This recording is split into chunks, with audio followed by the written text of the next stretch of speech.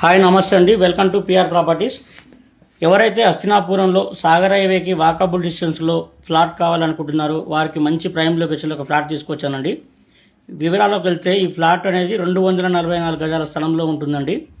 ఈ flat dimension వచ్చేసి 40x55 డైమెన్షన్లో ఉంటుంది.